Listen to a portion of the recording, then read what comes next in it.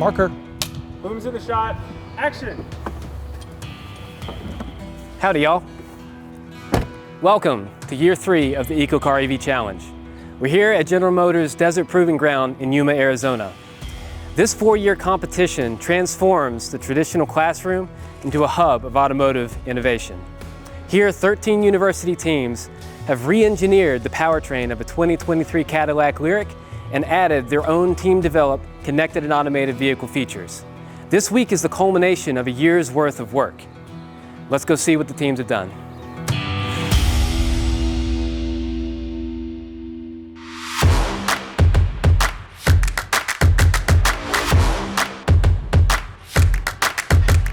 So at year 3 competition, I'm the Vehicle Technical Inspection Event Captain, and we're going through a 300 line item list, making sure the vehicles are safe mechanically, thermally, electrically. Exactly. The car was finally able to drive under its own power for the first time. Hopefully we're gonna end up passing phase 3 and phase 4 today so we can take the car out for a shakedown. Last year at year 2, teams were just figuring out a lot of cybersecurity and controls items for their cars. This year, there's more teams running. They're doing a pretty good job. We're still trying to build the car last year, but this year we're running. We're about to be out there on the track, and we're really excited to score some points.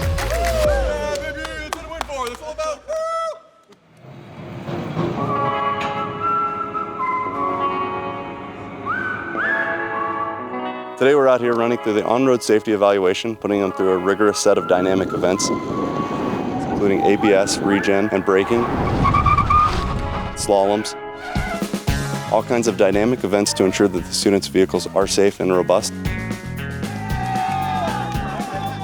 We just passed low-speed ORSE. That's amazing for us because now we get to go on and do all of the other dynamic tests. We get to earn a ton of points this year, and our team is stoked. So we have the safety items, and after that, the teams, then they go and do the fun stuff.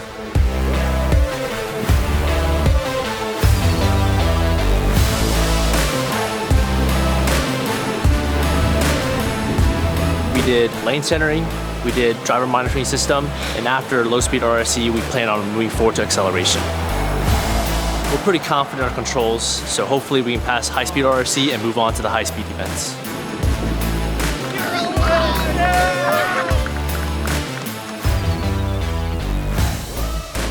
So CAV stands for Connected and Automated Vehicles. The big flagship events are the Connected Intersection Navigation Challenge, where they're actually approaching a traffic light and coming to a stop based on those V to X signals. Then there's Adaptive Cruise Control, or ACC, feature evaluation to evaluate their adaptive cruise control.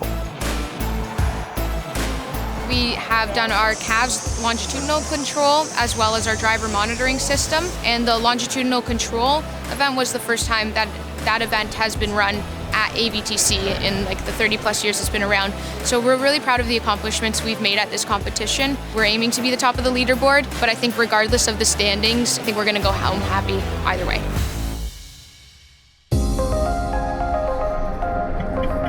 Man, this thing's fun to drive. Yeah. I'm writing that one down too. Yeah, you can. So we're here for the Consumer Ride and Drive event. This gives industry experts the opportunity to judge the team's vehicles based on the quality and feel of the vehicle that the team has worked on for the last 2 years. They're looking at drivability, how the vehicle feels as you go through different events. You know, is there noises, clicks, is the acceleration smooth? Basically, if this was a consumer car, how do they feel if they are purchasing and owning that vehicle, and any comments they may have.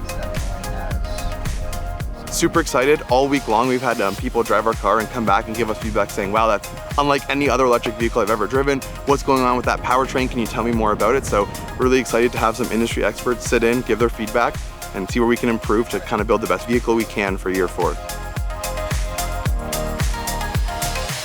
I've been eagerly waiting for this chance to drive the car. I got in and I really couldn't tell the difference between what they've done and a stock Lyriq. So it was a fantastic, nice, smooth drive. The students have done an amazing job. What I think you would see with our students, and probably all of the students who participate in this kind of competition, is that they are so well prepared when they're ready to go out and take that next career step. So we hear it routinely from folks in industry, for example, who come and interview our students, really how well prepared they are to not just talk about what they've learned in school, but how they've actually had a chance to apply that in the real world.